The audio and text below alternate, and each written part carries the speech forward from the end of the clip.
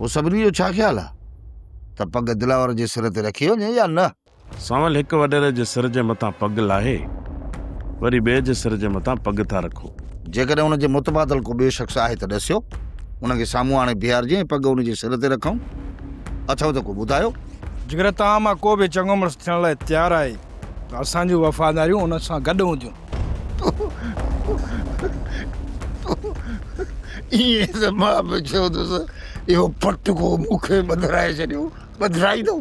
हा कमाल था कयो, वेठा रुॻो ॻाल्हियूं कयो रुॻो। बाबा असुल ॻाल्हि ते अचो न। रोंडा हिते मज़ाक कोन थो हले। बाबा मां मज़ाक कोन थो कयां।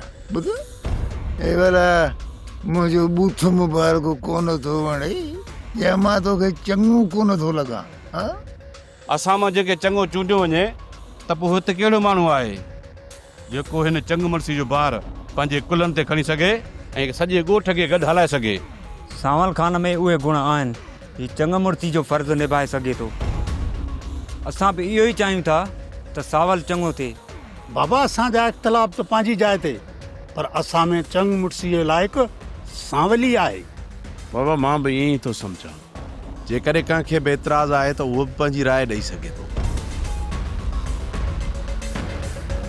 ॿीहर सवाल कनि, जेकॾहिं तव्हां पंहिंजो पाण में भुतो भायूं था त मां सॼे राज भाग जो भार खणी सघंदुसि ऐं सभिनी खे गॾु खणी हलण जो तव्हां वटि हुनुर बि तव्हांखे ख़ुदा ॾिनो आहे त पोइ बाबा मां बि तुंहिंजे पुठियां बीह रहंदुसि। जेकॾहिं तव्हां सभु मुतफ़िक़ आहियो त भलो साईं ते घुरायूं था, उन ते हथु रखी मां तव्हां सां वचन थो कयां त जेको बि तव्हां तरफ़ां मूं मथां फ़र्ज़ु बणिजे थो उन फ़र्ज़ खे मां पंहिंजी नेक नियती ऐं पूरे इंसाफ़ सां निभाईंदुसि। इहो वचन थो कयां मां तव्हां सां।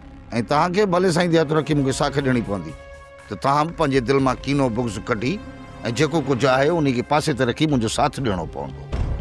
पोइ ई असां सभु हिकमुठ थी पंहिंजी पूरी ताक़त सां पंहिंजे दुश्मननि खे पोइते धिकारे छॾींदासीं। ईअं ई असां पंहिंजी इज़तुनि ऐं पंहिंजे हक़नि जो तहफ़ुज़ करे सघंदासीं। सब्सक्राइब कयो असांजो official YouTube channel Sindh TV HD drama ऐं वधीक अपडेट लाइ बेल आइकन खे क्लिक करियो।